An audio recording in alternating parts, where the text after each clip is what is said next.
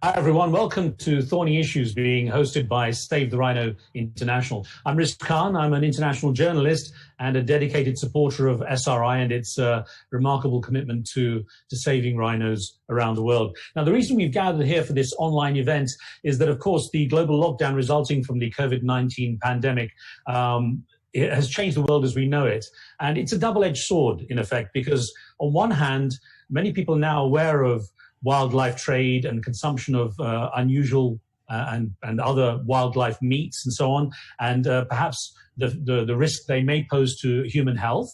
On the other hand, that awareness needs to be matched to action. And of course, the lockdown has meant that much of the wildlife protection work that's being done is also compromised, such as poachers getting out into the field because there are a lack of rangers and patrols, especially for example, for rhinos that really need people on the ground, boots on the ground, in order to protect them. And we've got an excellent panel gathered here to discuss the implications of what's going on during this pandemic lockdown on wildlife conservation. And I'm not going to read long bios, but let me give you a little bit about each one of them. John Taylor is the Deputy Director of Save the Rhino International. He's in London. He's leading SRI's work on stopping illegal markets for rhino products, and he's got more than 25 years of experience in conservation, working with leading organizations, including the World Bank and the World Wildlife Fund and the Zoological Society of London. He's also worked extensively on tackling global environment threats and is also an expert on illegal markets, the key demand countries like China and Vietnam, especially when it comes to rhino horn. So we'll be chatting with him on some of those issues. Quinn Vu is founder and executive director of Education for Nature, which is a Vietnam-based organization. She's actually in lockdown in DC at the moment, joining us from the USA. She works extensively with improving wildlife trade policy in Vietnam, strengthened by law enforcement, raising awareness about illegal wildlife trade with the public and campaigning for better wildlife protection. And she's also got some insight into what's changed over the years in Vietnam and how recent efforts have been successful in securing prosecutions for those who get charged with wildlife trafficking and trade. Also glad to have with us from the UK, from London, we've got Aaron White, wildlife campaigner, Environmental Investigations Agency. He actually started with SRI as an intern back in 2014 and has more than 5 years experience in wildlife trade and conservation issues. His degree's in Chinese and he specializes in Chinese wildlife policies, focusing primarily on the trade in big cats and wildlife trade across China. Aaron's also been following the pandemic and has done a lot of sort of multiple policy analyses and recommendations, which we can explore as the discussion gets going. And Sabri Zain, good to have him as well, Director of Policy at Traffic, joining us from Cambridge. Sabri is responsible for leading the development, implementation, coordination of Traffic's wildlife trade policies, programs, and priorities. And he can also share with us some of the wide-ranging impacts of the COVID-19 pandemic and lockdown. Really good panel to join us with a diverse range of experience, so I'm glad to have everyone on board. Lots of questions. We'll be taking your questions as well into this. We've got people from a wide range of countries joining us for this webinar, so glad to have you. Welcome from across the world, whatever time zone you're in, for being with us on this important discussion. I'm going to start with a question to John that I will also then put to the other panelists, because it's quite a wide-ranging one. And John, a lot of people, the general public, say, should there even be wildlife trade of any kind? Because I guess first we have to define what really is wildlife trade. Thanks, Riz. And let me start by saying welcome to everybody. Welcome to our esteemed panelists for joining us today.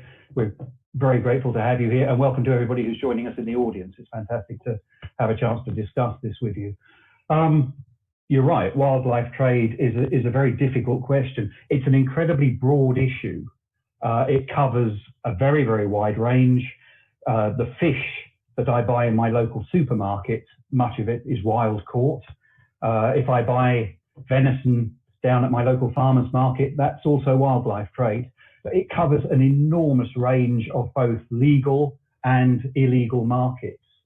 And I think the best way to break it down is to not talk about wildlife trade as a mass, but to talk about those different impacts that wildlife trade might have.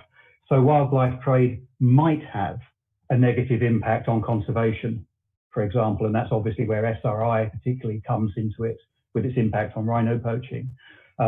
It may, and obviously can, have an impact on public health. and that's incredibly important. There are also animal welfare issues, and if we're talking about condoning or indeed trying to ban wildlife trade, that can have an impact on human rights and the rights of indigenous communities and other people around the world. So it's a highly complex issue. Some of it, we could argue, is sustainable and doesn't impact negatively in any of those ways. Others very much do. And some of my colleagues around the panel can fill in a lot of the detail of how these different markets can have some positive or some very negative impacts. Super, John. Yes, you've raised a few interesting points. I'm going to come to Sabri on that, because for a lot of people around the world, they had no concept of this term wet market. And I guess maybe you can clarify a few things on that. Well, I mean, I originally came from Southeast Asia, and if you ask somebody in Malaysia or Thailand or Vietnam, I mean, a wet market is just somewhere where you go to buy your fresh vegetables and your fish. And, you know, wet markets are not all, in fact, the overwhelming majority are not hubs of illegal wildlife trade. So I think that the use of that term has been incorrect. There aren't, I mean, you'd be hard pressed to even find wildlife markets. There aren't many markets out there that just sell exclusively wildlife. So we really have to be careful that when we're talking about closing wildlife markets, that, you know, we don't deprive a lot of communities of, you know, places where they rely on for their food and their livelihoods. When you're talking about wildlife trade, you know, bear in mind wildlife encompasses animals, plants, fungi, timber, fisheries. So we shouldn't look at sort of just a simplistic closing of wildlife trade. A lot of wildlife trade, many local communities in the developing world rely on wildlife trade for their nutritional, health, and livelihood needs. Even some of the species that are associated with wildlife trade, like rhinos and tigers, they're already supposed to be banned anyway under law in all countries. So I think the key here is enforcement of laws that already exist, rather than, you know, imposing new bans that might be counterproductive. Okay, I'm going to bring in Quinn Vu here because as I got to know more about the trade in rhino parts and rhino horn, Vietnam, of course, is a big market. When we talk about this trade of wildlife parts, I want to get your perspective, and also how your work in educating people about what is right and wrong in that area is coming across.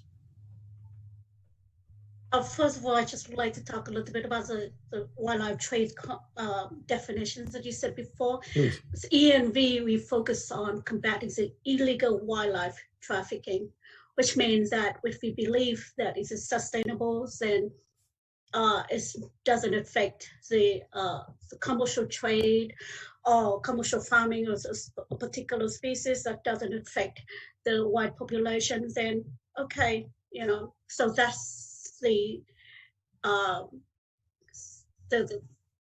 that's the attitudes of ENV.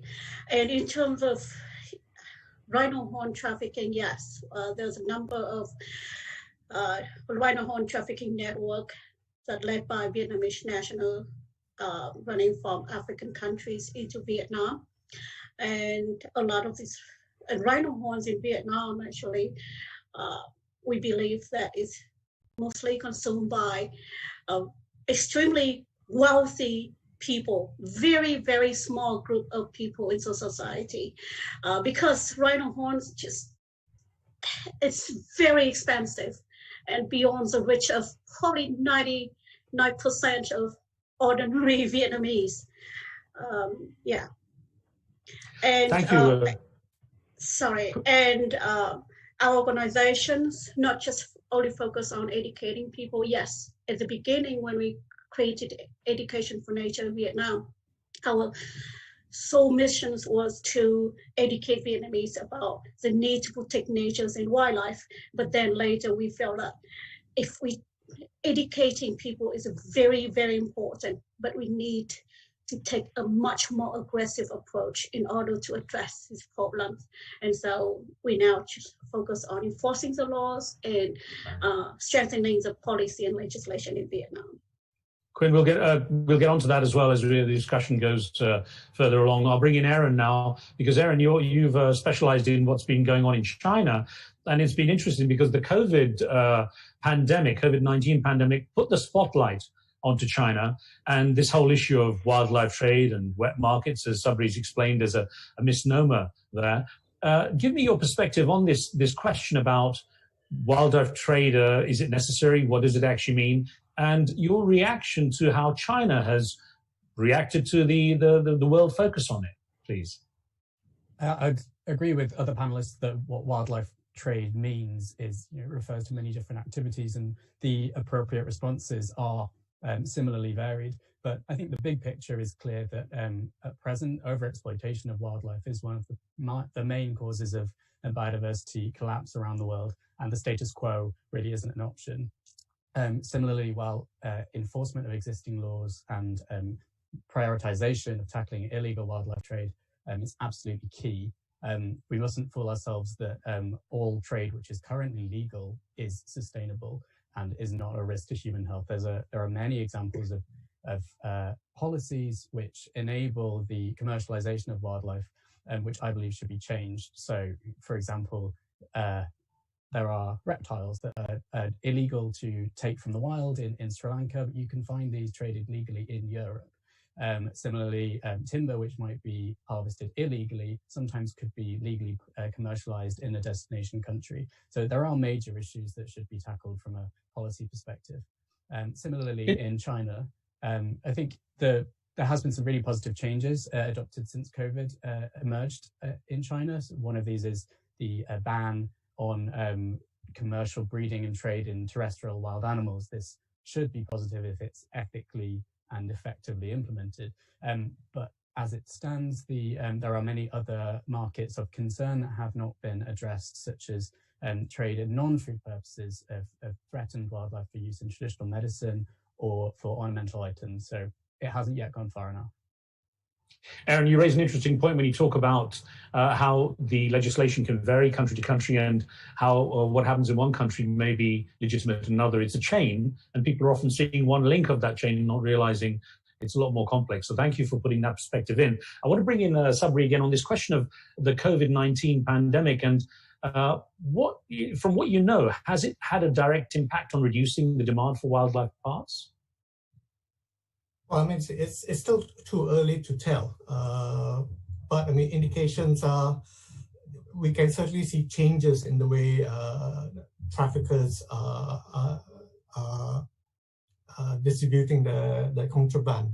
So I mean, with physical markets now locked down, we might see an increase in the sale of illegal wildlife on the internet.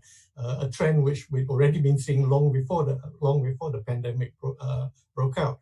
We might see a shift from trafficking using containers by sea to parcels which can be mailed directly to customers. So a lot of work needs to be done in coming months to see what changes there are and what the law enforcement responses should be. But we should also be quite mindful of some of the significant impact. So I mean, if there is a consumer attitude, if consumer attitudes change, and we see less consumption of meat, we might suddenly see a rise in consumption of fish, something which we saw in the previous SARS outbreak. So a lot of these trends need to be monitored so that we don't see overexploitation of fish as a direct consequence of changes in consumer attitudes. John, if I can bring you in here, I was fortunate to have a chance to chat with the CEO of Save the Rhino International, Kathy Dean, on my YouTube channel, specifically referring to what's happening to rhinos. Let's just drop in a quick look at what directly is happening to, for example, poaching as a result of the lockdown, please. Well, at the moment, the main data we have on the impacts of the lockdown are from South Africa. And at the moment, South Africa, like most of the rhino range states, and particularly in Africa, has been hit very hard by a complete stop of the tourism industry, which is a major source of income from ecotourism to rhino security. So that there's this major loss of income.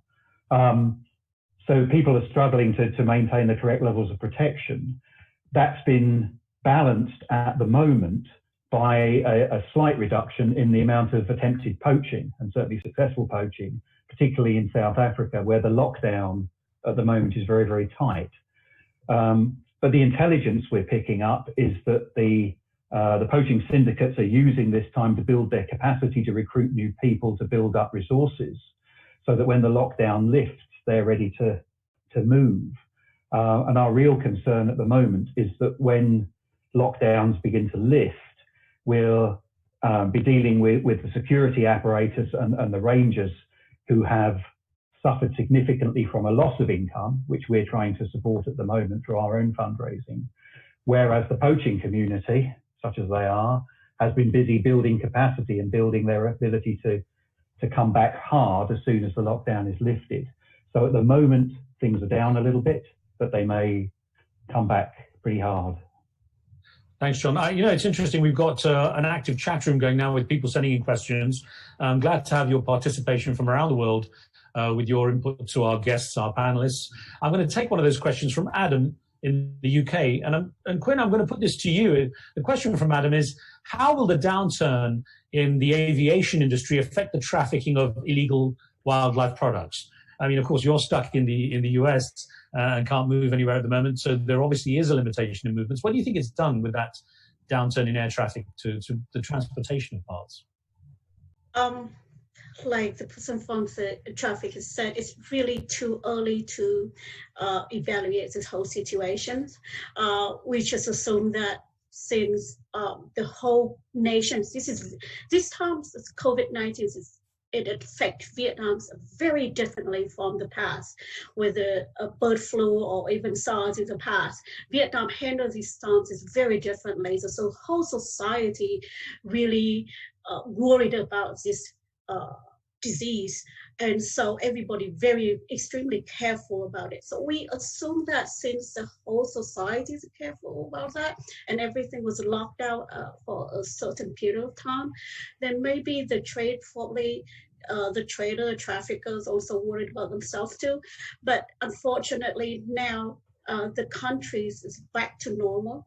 It's still not open to other countries yet, but we think Vietnam is safe for everybody to move around and do everything as they want to, and so it's quite still difficult to assess the whole situation at the moment. Well, a question came in, Aaron, specifically for you. This is something we got from Diane McKenzie, who asks, what policies does China have on wildlife trade now? So China has a law called the Wildlife Protection Law, which was enacted in 1988, and that governs essentially the most important piece of legislation around wildlife conservation and trade. Written into the law are provisions which enable the commercial utilization of wildlife, including protected species. So there's language around special purposes in which protected species may be traded. That includes heritage conservation. And in practice, we see that these kind of provisions are interpreted so as to enable commercial trade of threatened species. We see permits being issued for trade in leopard bone, for example, for sale of the skins of captive bred tigers. And beyond that, this is only the protected species. More broadly, non-protected species, which is the vast majority of species, may be commercially traded. Since February, that hasn't been the case if it's for the purposes of consumption as food. I mean, every country has a different wildlife legislation. China's certainly not alone in having legislation that enables the commercialization of wildlife. We should recognize it's a global issue. It's certainly not just China.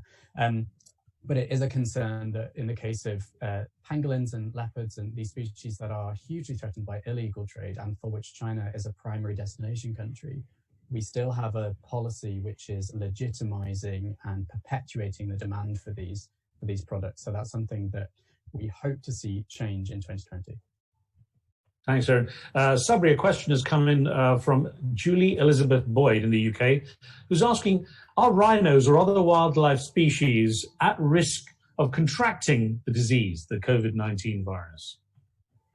I mean, we've already seen reports about tigers in the New York Zoo contracting the disease, but right now there really isn't a lot of evidence to show the disease risk for various species. We know from previous experience some species have been known to be reservoirs and sources of zoonotic diseases.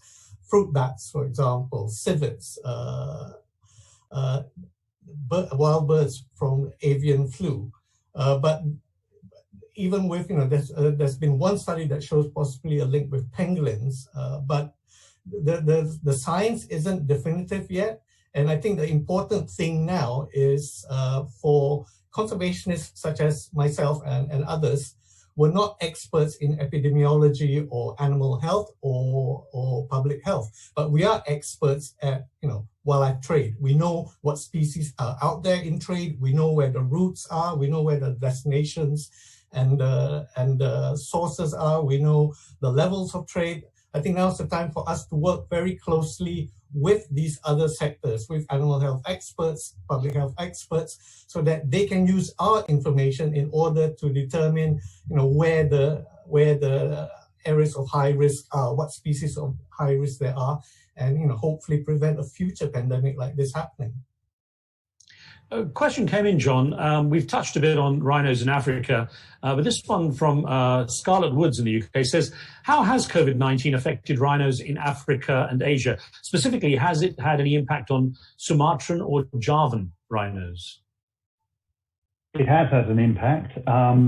Probably the biggest impact has been in Africa because so many of the conservation areas are so reliant on income from tourism, and that income has just stopped.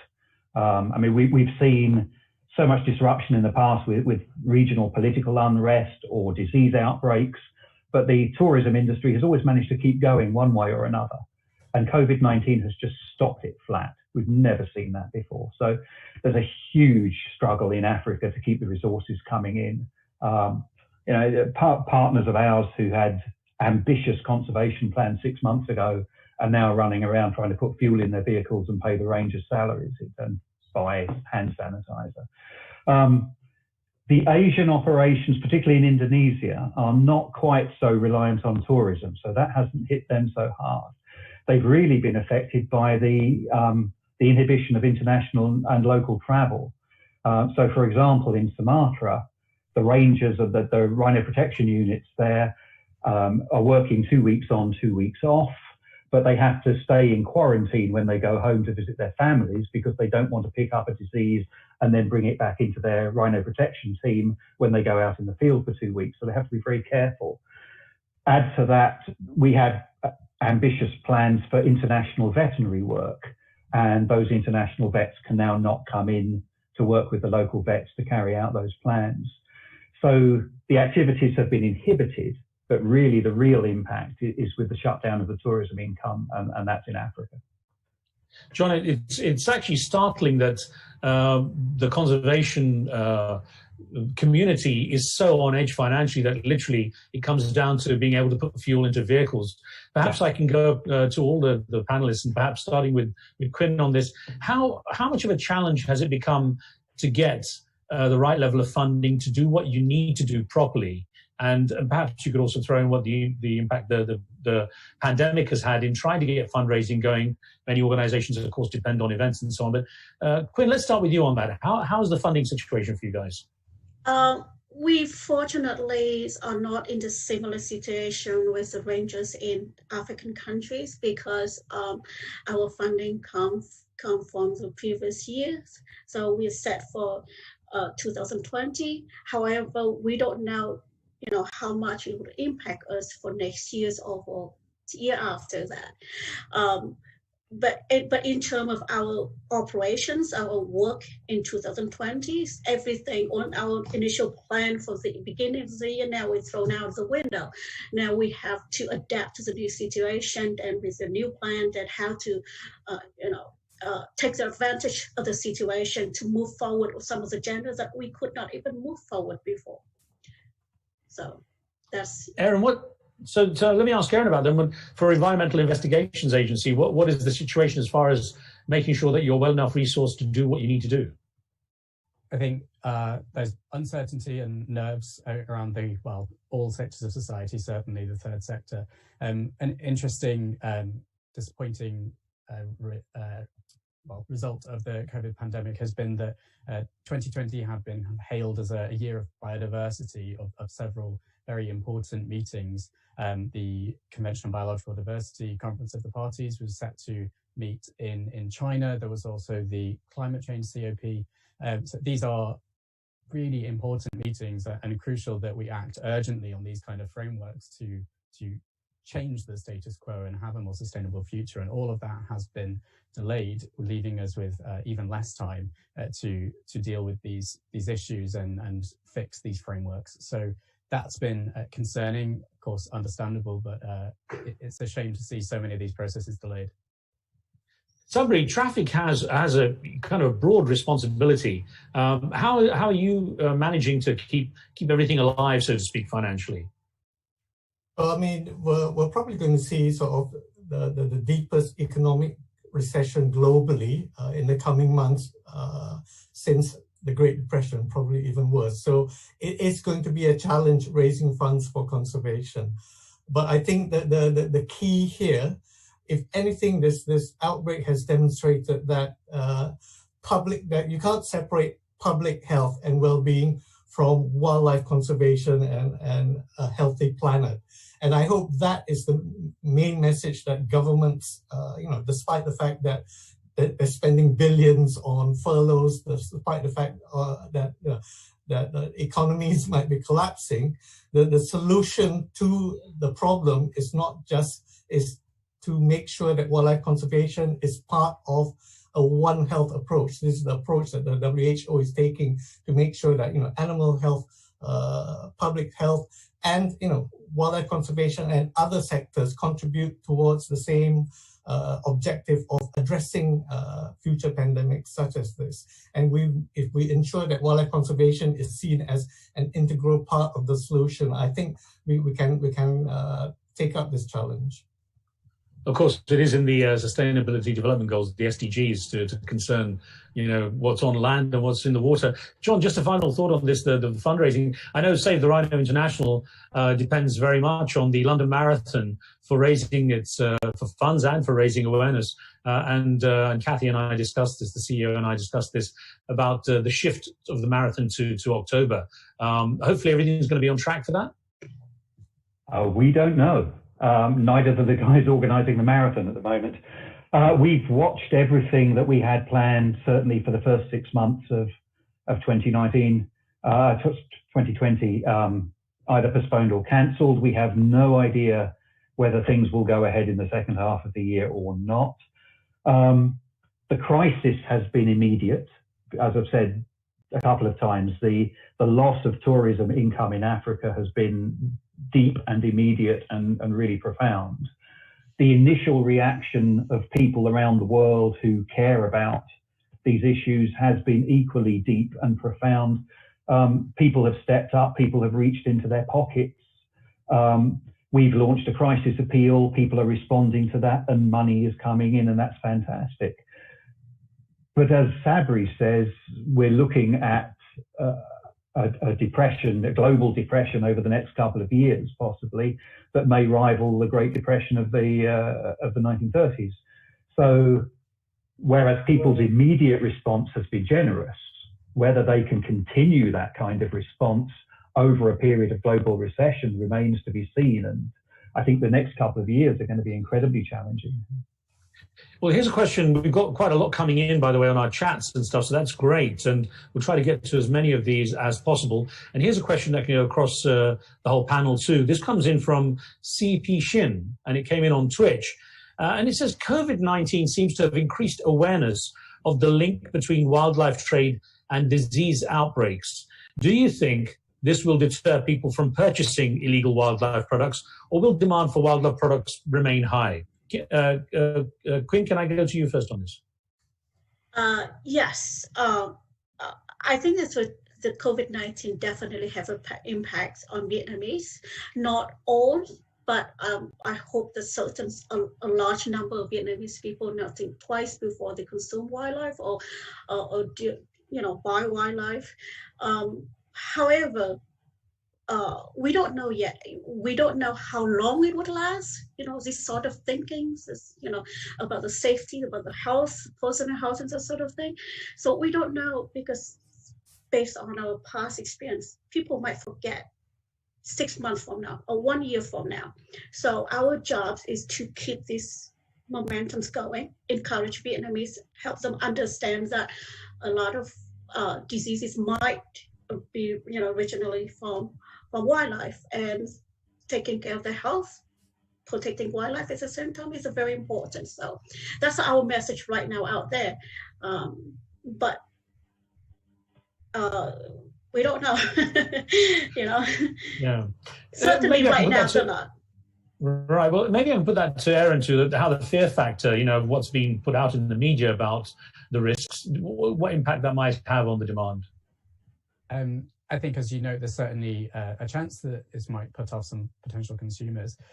But as Quinn said, we've seen this before. We had the SARS outbreak, which in China was followed by a temporary ban on consumption of wild animals as food. But then, as that wasn't backed up by permanent policy change and by behaviour change campaigns based on reliable evidence, it wasn't really a lasting change. And also, we mustn't assume that motivations for consuming wildlife all fit into this kind of box. The Environmental Investigation Agency follows or tracks on social media some of the activities of wildlife traffickers in Southeast Asia, for example.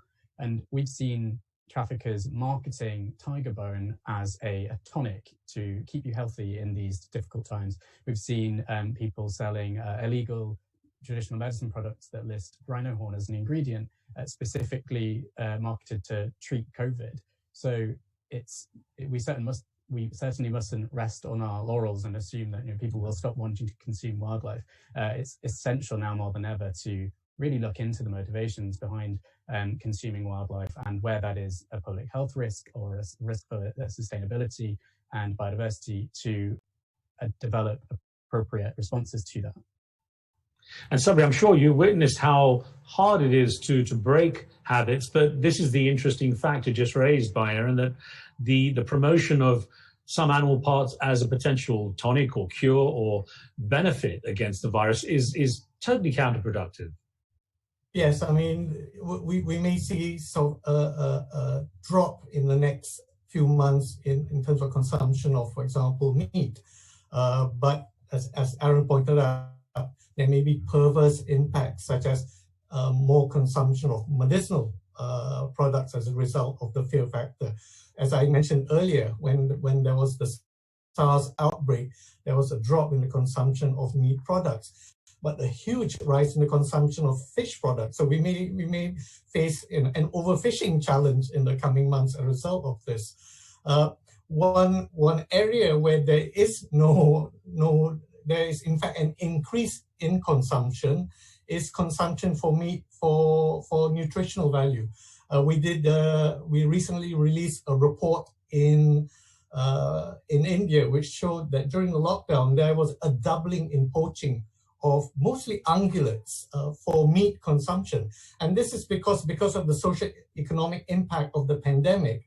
A lot of rural communities are now pressed, and a coping strategy is to go back to nature for their nutritional value. So we might actually see an increase in some parts of the world and a decrease in other parts of the world, which highlights the fact that we must ensure that there is a sustainable trade that provides these nutritional economic needs as well. Actually, John, on that note, it should be recognized true that a lot of indigenous communities are dependent on sustainable consumption of bushmeat, for example, aren't they? Yeah, absolutely. And I think I'm going to take a liberty with the question and broaden it out again, because I think there has been an increase in awareness of the links between wildlife markets, wildlife consumption, public health, and, as you say, people's livelihoods as well. But I think there's also been a recognition of the wider interconnectedness of many of the issues that have been front and centre in the last couple of years. I remind us that before the last 6 months, and everybody was talking about COVID-19, there were two major UN reports, one on limiting climate change, one on biodiversity and habitat loss, both of which concluded that we had 10 years to radically reevaluate and change and reset our relationship with how we work with the natural world if we were to avoid the worst consequences of those crises. And 6 months ago, COVID-19 was something that was happening in China, and we were watching bushfires in Australia, we were watching flooding in East Africa and piles of dead koalas and internally displaced people in Africa. And this virus that's jumped the species barrier is just the latest of, we've had SARS, we've had MERS, it's just the latest. So there's a big picture of needing to reevaluate how we view and value the natural world that we live alongside, and a lot of people live in, as you say. The wildlife markets, the wildlife trade is just a part of that much bigger picture. I'm going to try to get into policy and legislation in more detail in a moment, but I want to just get a question to Aaron that came in from a Twitch user who sent this to us on chat saying, will COVID-19 have an impact on traditional Chinese medicine practices? Based on your knowledge of China and the research you've done, what do you think? I think it's certainly not a given. It depends how lawmakers take this opportunity. There's been quite a lively debate in China this year around what direction policy changes should take, and there are lawmakers who are specifically saying we need to extend these prohibitions to traditional medicine, we need to tackle the biodiversity and animal welfare impacts of, for example, bear bile farming.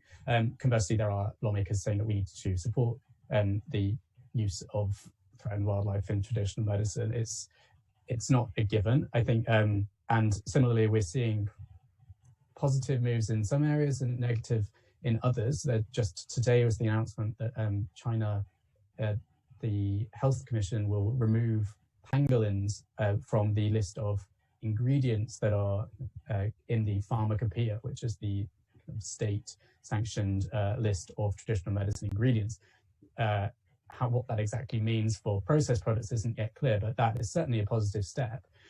At the same time, as I'm sure the viewers will be aware, there was a few months ago a product that contained bear bile, the bile of farmed bears, was specifically recommended as a treatment for COVID-19. So there's some mixed messages, but I think I would like to see lawmakers listening to these progressive voices from within the officialdom, and also people within traditional Chinese medicine who are saying, we don't need to use these threatened wildlife anymore. We can replace these ingredients with sustainable alternatives, and that would actually benefit the image and development of traditional Chinese medicine. It can be a win-win situation, but we're not there yet.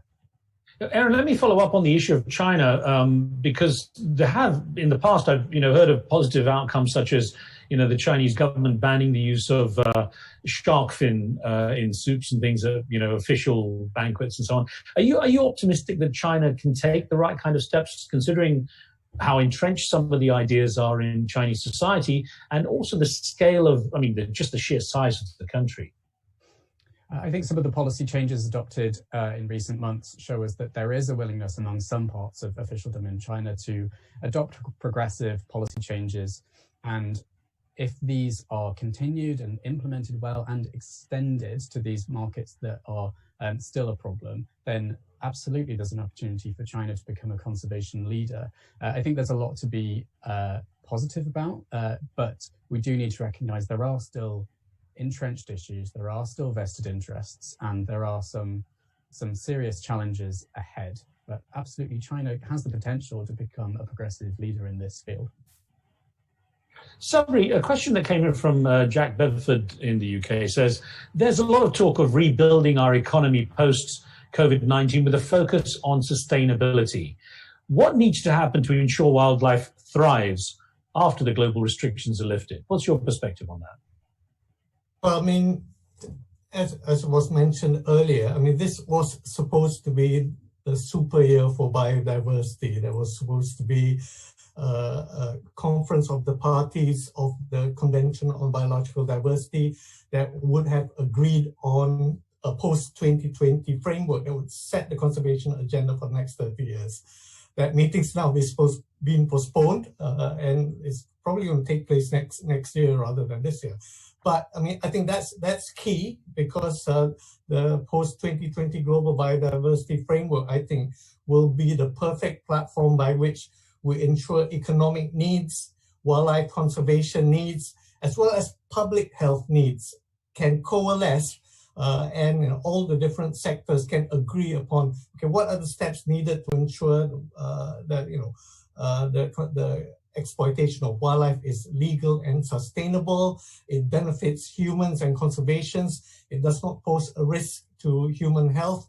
And I think if all these different partners work together at reaching consensus on some urgent actions that need to be taken to make this change, I think we have an optimistic likelihood that this disaster we're in right now will at least have a silver lining in terms of making sure that our way forward is more sustainable. Quinn, how responsive do you find the Vietnamese government to be to your outreach when it comes to going beyond education into enforcing and legislating against the use of wildlife parts that, in the wrong way, essentially? Actually, Vietnam has made great progress, both in terms of policy, legislation, and law enforcement. The first, if you asked me these questions about 6-7 years ago, I would say, we struggle with, trying to fight this law and that law and try to make sure that the government would not open for commercial training, farming and trade of endangered species. But now I feel like we have moved so, we have made a lot of progress. And for example, the penal code, the new penal code came into effect in January 2018. And the maximum sentence was 15 years in prison. And now, if you look at the cases in Vietnam, you will see 10 years in prison here and 6 years in prison there. And our record shows that now the average in prison sentence for wildlife trafficking is 4.8 years in prison, which is huge compared with many other countries in the regions, I would say. Yeah. So we personally feel that, yes, there's still some problems in the law, but we are actually quite happy with the laws in Vietnam right now.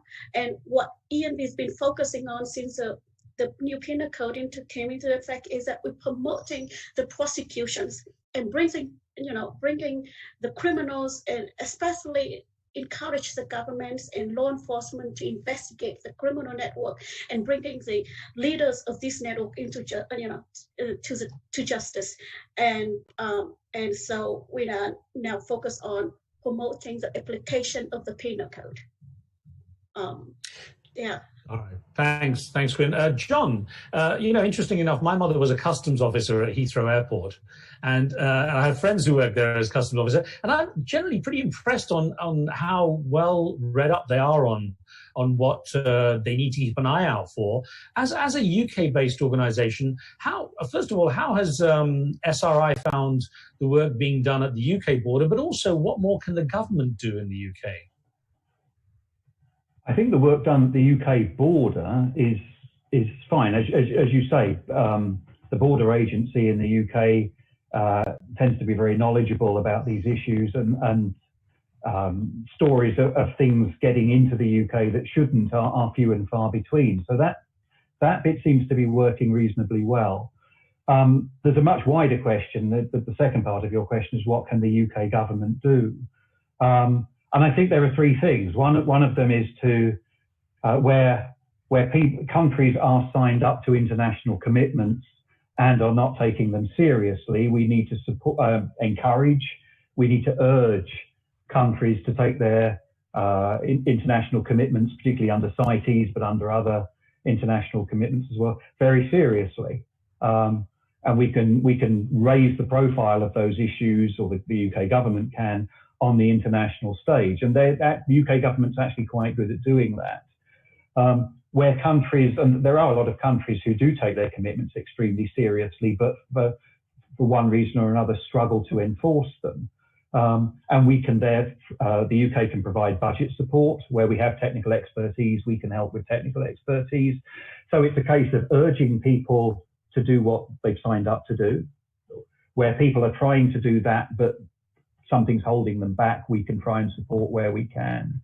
And to bring it into this wider context again, of course, the other thing that the UK government can do is we recognise that illegal wildlife trade tends to be focused on East and Southeast Asia.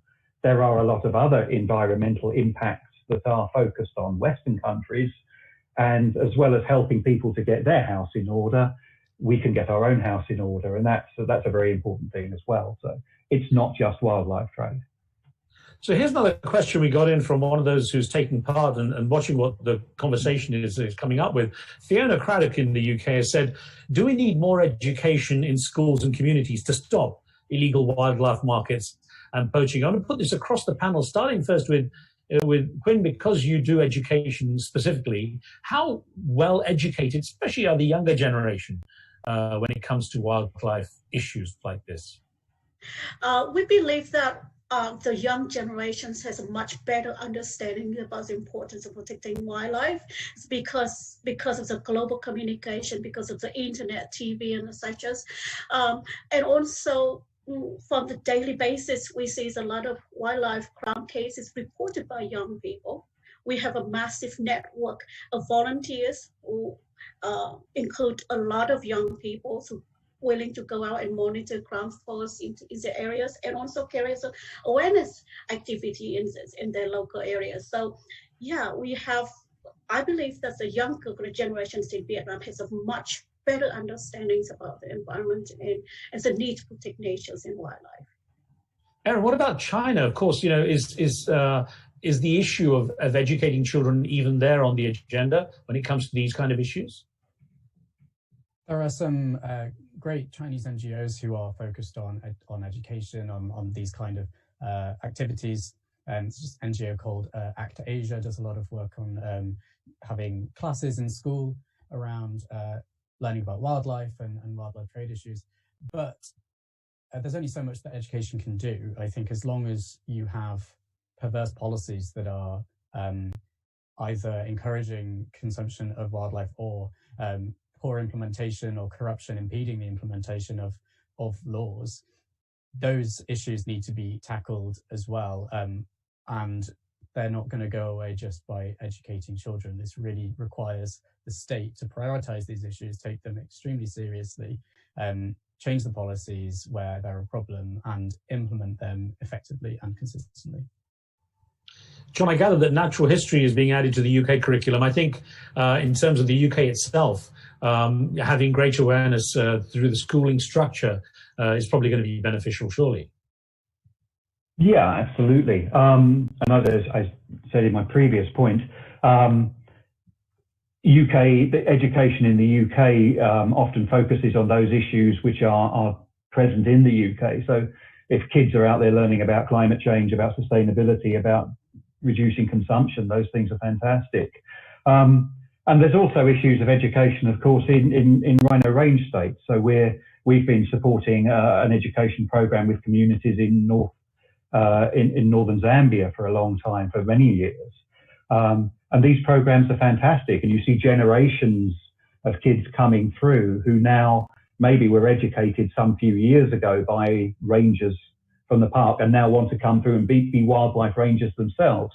We've had similar programs in Tanzania that have been extremely successful. So education's fantastic. And it helps people to understand and to value their wildlife. There's another side to it, which is helping them to actually attach some tangible value to the wildlife that lives in their countries as well. If people have learned to love wildlife, but at the same time they're struggling to exist, then the education sometimes is not enough. So it has to go hand in hand with valuing putting a tangible value on those wonderful wild resources as well as education. Sabri, I'll bring you in for this, your perspective on this, but also from the angle that there is so much information available on the internet now. It's globally distributed. There's so much people could teach themselves about it, but in many cases, people don't know how to access that information or how to filter it. And it may be a bit of a broad one for you, but how do you feel about the amount of information available online to let people become more aware of the issues that really are quite crucial to the planet and to the survival of wildlife? Well, I think certainly civil society organizations such as the panel here, I mean, they're extremely good at making that information available, at packaging it. But, you know, we really need also to think beyond just providing information. I mean, changing behavior, I think, is the key here. Whether it's, you know, changing long-term behaviors through education, creating greater awareness, but I think a deep understanding of the motivations and attitudes of, for example, consumers as to why they consume rhino horn or why they consume tiger bone. Getting down to sort of their psychology and developing campaigns and communications that specifically address those attitudes and behaviors, I think is the key to long-term sustainable behavior change. And I think there's a lot more that we can do in terms of refining that so that it goes beyond education or beyond public awareness to. And Aaron is also quite right. There's no point having a good demand reduction campaign if the policies and legislations run completely counter to what those education campaigns are trying to do. Of course, yes, it is all interconnected, cause and effect. And if one area is strong but another is weak, then you're not going to get any overall positive impact, or not really the same way you would like. Quinn, I'm going to bring you in with a question that we got again from our chat that says, what do you say to the private rhino owners in South Africa who argue that any change in rhino horn trade in China and Vietnam denies them income from a future international legal trade, resulting in bankruptcy and reduced land available for rhino conservation efforts? I don't know if that's how you justify it, but what's your perspective? My message to the rhino owners of the African countries is that that Vietnam and China are identified as one of the, as a major market for rhino horns, and if they want us to take action, country like Vietnam and China to take action to encourage Vietnamese not to consume wildlife, to encourage law enforcement in Vietnam to enforce the laws and court system to work, and so that we can reduce the rhino consumptions in Vietnam and tackle the illegal rhino horn trade in Vietnam. They need to do their part too. They said that we are the problem, but then they try to sell rhino horn to us. I mean, I say, how can I tell my people, the Vietnamese people, not to consume rhino horn? Why African countries try to sell rhino horn to us? And that in terms of awareness, but also in terms of law enforcement. Once the rhino horn trades become legalized, all the law enforcement agency in Vietnam say, okay, done. We just sit back and relax. They're not going to enforce the law if the rhino horn become legal. Just like crocodile trade, we haven't had, it's really hard to enforce the law once it could become legalized. So you make up your mind. If you want Vietnam to be involved and China's and really to take action and to eliminate the illegal rhino horn trade, you need to help us. You need to work with us to address these issues. I'm sure we have fully enlightened participants from around the globe listening to this conversation, but I always feel obliged to point out that rhino horn has no medicinal benefits, that it's the same as hair or nails, that you might as well bite your nails, as they say, and you get the same benefit. Anyway, I want to throw that in, but John, maybe I can get your perspective on this question. What do you say to the private rhino owners in South Africa? I would say that I understand their position. There are private rhino owners, and indeed there are African countries who push for illegal trade, and you can understand their position. These are people who are breeding rhinos perhaps successfully, and desperately need to bring some money in to help fund that operation, provide security. But most of the evidence, in fact, there was a new paper published only yesterday, I think. Most of the evidence shows that if you introduce either legal products or some people suggest fake products to confuse markets, and again, these have a similar problem, that most of the impacts they will have will be negative. You may well stimulate markets rather than reducing markets. You confuse law enforcement, because if there's a mixture of legal and illegal products out there, or there's real and really good fakes, it makes it incredibly difficult to enforce the law.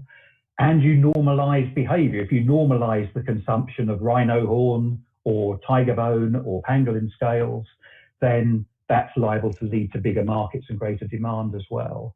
So, and John, isn't that exactly the point, that all it does is perpetuate a habit that is of no real benefit, except, I mean, in fact, it's counterproductive. Yeah, absolutely. The argument is that if you introduce legal or fake products, you'll satisfy demand, and therefore the illegal markets will go away.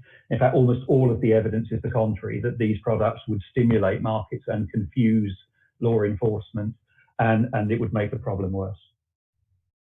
Quinn, can I just get this one question that came into you too, and that it talks about something that John was mentioning earlier on about the tourism trade benefits, financially being curtailed by this pandemic. It's asking, with tourism badly affected by COVID-19, how can we ensure that in future the conservation sector has a more stable source of income to fund its efforts? If you talk about Vietnam or you talk about African countries, if African country, I'm sorry, is beyond my knowledge and experience in this country. So, but I would suggest that the government and the public need to work together to find solutions for this. Just like in Vietnam, we have our own problem. A lot of Vietnamese traffickers operating all over the world try to make money from the illegal wildlife trafficking. And in Vietnam, we are the major consumer and transit countries. So we have to deal with that in our country. It's very difficult. It's very challenging, but we have to do it. We have to come up with a solution, with a national solution to deal with this problem. And I would suggest African countries to do just the same. So you need to sit down to discuss about the solution to deal with this issue. I'm sorry, this is not my expertise. So. Understood. But then let me expand on the argument, and I'll put it to Aaron afterwards. But let me start with you, Quinn, on this. Should Vietnam then help African countries where there is this issue being raised financially? Should Vietnam actually put resources into changing the situation in Africa, because the Vietnam market is a heavy consumer of rhino horn? I believe that each country has to do their part. In Vietnam, we are considered a major consumer market for rhino horns, and what Vietnam needs to do in our country to eliminate the trade. So what we do is to raise the public awareness, to enforce the law, to strengthen legislations, so that we can curb the demands and illegal trafficking of rhino horns within our countries. But beyond that, for example, China, Vietnam can't, what happened when Vietnam, the consumption is no longer to be a problem in Vietnam. We still have to have China to deal with. And frankly, African countries need to come up with a solution, need to put on their head together and think about how they deal with that. Fair enough. So let me get Aaron, just because we're going to start wrapping this up in a minute. So Aaron, China, which has the resources, should it help African countries if the demand is coming in there? Surely countries like Vietnam and China, it's incumbent upon them to try to help resolve the issue in a country, in places like Africa where the resources aren't there, because it's all part of that same chain of demand and supply. Yeah, absolutely. It's a global issue that requires global solutions, and it's only going to be solved with multilateral frameworks and cooperation, both in law enforcement, for example. There's been some good work done on the part of Chinese law enforcement agencies to work with other countries to bring criminals to justice, but it has been inconsistent. We need to see much more of that. It needs to be consistent across the board. And beyond just China, that this is an issue that every country needs to take seriously. Let's not forget that in many of the species that we're talking about, tigers, rhinos, elephants, really it's the United Kingdom and the actions of British nationals that kicked off this crisis centuries ago. Britain shouldn't be looking at illegal wildlife trade as a problem that's happening over there. We need to be, firstly, absolutely supporting countries financially and in other ways to develop solutions, but also look at the impacts of our activities, our food consumption, our impacts in terms of climate. What are we doing and how is that impacting on biodiversity around the world? We need to be recognizing that and providing support and help, and not assuming it's a problem over there. Often when I'm talking to a panel, I like to wrap up with a question that says, well, what can individuals do right now when it comes to having an impact? But fortunately, that's been framed nicely in a question that we were sent on our chat from Anna Ashdown in the UK. Anna's saying, I usually volunteer on a wildlife reserve in South Africa every year to aid rhino conservation efforts. Well done, Anna, by the way, for that. She's saying, until we're allowed to travel again, what can I do to help rhino conservation and stop poaching? I'd like that from all of you, but maybe, Quinn, I can start with you. There's a lot of ways that you can help protect not just rhinos, but in many other wildlife, endangered species too. So internet is a great way to reach people. So please spread message through the internet, social medias, and other platforms that you can think of. But also, when this problem's over, COVID's over, and you start traveling, for example, to a country like Vietnam, please don't consume wildlife, because a lot of Westerners come to Vietnam. They think that consuming wildlife is the experience of culture. That's just a fault. That's not how you experience the culture. So you can walk around the street and you can experiment the street food, but please don't consume wildlife when you come to Vietnam. And if you see wildlife and you travel to Vietnam, call our hotline, and wherever you travel, wherever you talk to, just encourage them to take actions too. Great point, actually. And Sabri, next to you, what can individuals do? Well, I mean, the first step is to look at your own behavior, and is it helping the conservation of nature? Think about your consumption of goods. Are you consuming responsibly? Are you using too much plastics? Are you using certifiably sustainable furniture or sustainable seafood? And if you can't go to South Africa, do a little something to help the organizations who do have people in South Africa who can do something. We saw an excellent example of how Captain Tom raised funds for the NHS while you're in lockdown. Think of exciting ways in which you can raise funds for conservation. Every little bit helps. Great suggestion there. Erin, to you next. Well, firstly, of course, supporting NGOs and charities who are working on these issues, many of whom are facing difficult times, is an important one. As Sabri said, getting involved in issues in your own country. Let's look at some of the perverse policies pertaining to biodiversity in the UK, one of the most biodiversity depleted countries in the world. There's a huge amount that needs to be done to address those. And also, it's an opportunity, I think, to educate ourselves, to learn about these issues, and crucially to look for diverse voices, read about the experiences of people with different perspectives, different parts of the world, to really understand the complexities and the need for evidence-based and ethical solutions to biodiversity issues. John, I leave you to wrap up with the last words there on what people can do as individuals. I'm not going to disagree with any of my fellow panelists. I think there are three things we can do. As Sabri says, the first one is to look at our behaviour as individuals. people living in the UK, in Western countries, have an enormous environmental impact. So anything we can do to bring that down is fantastic.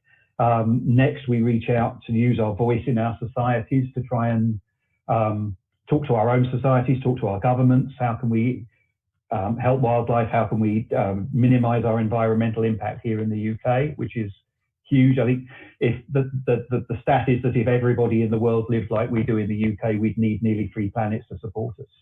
So we need to be bringing that down as quickly as we can. And the other immediate thing people can do is, as I've said before, particularly in Africa, where all of the tourist income has just dried up, people desperately need resources. So if Anna is fabulously rich, please come and talk to me.